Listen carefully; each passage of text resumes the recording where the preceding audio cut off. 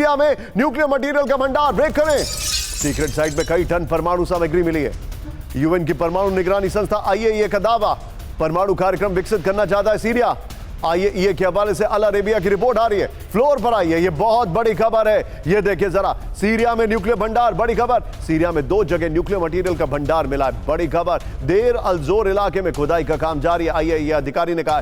दूसरी जगह की जानकारी सीरिया ने अब तक सार्वजनिक नहीं की है। सीरिया न्यूक्लियर प्रोग्राम शुरू करना चाहता है, आईएईए ने कहा। बशर अल असद के कार्यकाल में अघोषित परमाणु कार्यक्रम चला, उत्तर कोरिया की मदद से न्यूक्लियर रिएक्टर बना। यह बड़ी खबर है, अल अरेबिया के हवाले से खबर आ रही है। आइए जरा वॉल पर सवाल पूछते हैं। विजय बगल में ब्रेकिंग और शॉट दिखाइएगा, लेकिन जवाब 50-50 में रहेगा। विजय, ये देखिए, क्या सीरिया चुपचाप न्यूक्लियर वेपन बना रहा है?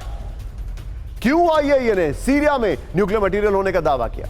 क्या सीरिया में न्यूक्लियर तैयारी को लेकर इजराइल के पास कोई खबर है? क्या इजराइल ने सीरिया को न्यूक्लियर तैयारी के चलते निशाने पर लिया? आइए जरा सीधे चलिए, डॉक्टर विनोद अगस्तीन मेरे साथ हैं। विनोद सर, 2007 में बिगिन डॉक्ट्रिन के तहत इजराइल ने सीरिया पर हमला किया था। क्या उसके बावजूद भी सीरिया न्यूक्लियर वेपन बनाता रहा? क्या सीरिया चुपचाप न्यूक्लियर स्टेट बन चुका था या बनने वाला था? निशांत जी, सही सवाल है। इसमें जल्दी से इसको तोड़ मरोड़ लेते हैं।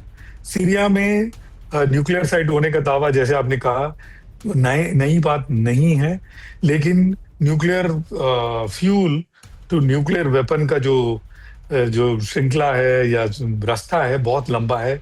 ईरान ने इस रास्ते को तय कर पाया, सीरिया तो बहुत दूर है, पहली बात। और दूसरी बात, F-35 इजराइल की तरफ से तैनात है F-35 के खिलाफ, क्योंकि तुर्की एक नेटो नेशन है which can call for F-35 from लास्क base.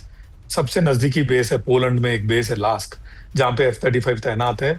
In no time अगर उसके ऊपर थ्रेट आने की संभावना होगी तो तुर्की F-35 को बुला सकता है, जो तैनात हैं नेटो के अंदर। सो NATO F-35 versus Israeli F-35 क्या आपस में भिड़ेंगे? ये मेरा सबसे बड़ा इंपॉर्टेंट सवाल है, क्योंकि इसकी भिड़ने की संभावना जहां तक मैं देखता हूं बहुत ही अधिक है। ओके विनोद सर, लेकिन क्या सीरिया, मेरा सवाल विनोद सर, मेरा सवाल आपसे यह है, क्या सीरिया एक न्यूक्लियर स्टेट बनने जा रहा था? क्या सीरिया के पास न्यूक्लियर वेपन्स हैं? क्या सीरिया, कौन है जो सीरिया की मदद कर रहा था? निशांत जी, इसमें कोई संदेह नहीं है कि सीरिया किसी भी हालत में न्यूक्लियर के आसपास भी पहुंचा हो। मैं क्यों कह रहा हूं ये, आपको याद होगा सद्दाम हुसैन को निकालने के लिए कौन सा तुरुप का पत्ता इस्तेमाल किया था ये लोग ने? WMD। वही तुरुप का पत्ता रोटर्स और ये लोग सब जो जोर शोर से बोलने से सीरिया न्यूक्लियर वेपन स्टेट नहीं बन सकता है, लेकिन उस पत्ते को इस्तेमाल करके, आईएईए को इस्तेमाल करके सीरिया के ऊपर ये ग्राउंड ऑपरेशंस भी कर सकते हैं, खोज भी सकते हैं, और नहीं मिला तो सॉरी भी बोल सकते हैं। आप देखते जाइए, यही होने वाला है। It is going to be Saddam Hussein part 2। इसमें कोई मेरे मन में डाउट नहीं है। Noted Vinod sir, thank you very much for किसी के जॉइनिंग। मन में ये संदेह नहीं होना चाहिए। Noted, thank you Vinod sir for joining in. बहुत बहुत शुक्रिया आपका। बड़ी खबर, होर्मुज स्ट्रेट में ईरान ने तेज किया मिसाइल हमला, ब्रेकिंग। बड़ी खबर, सिर्फ ब्रेकिंग। ईरान ने होर्मुज की ओर दागी 2 बैलिस्टिक मिसाइलें, बड़ी खबर। दक्षिण रूट पर कमर्शियल जहाजों पर बड़ा खतरा, बड़ी खबर। अमेरिका की सैन्य कार्रवाई बंद होने के बावजूद ईरान के हमले, द वॉल स्ट्रीट जर्नल का बड़ा दावा, अगली बड़ी खबर। ब्रेक करिए, होर्मुज से बाब अल मंदेब तक कार्गो शिप पर बड़े हमले, ब्रेकिंग। विजय, दोनों ब्रेकिंग दिखाइए।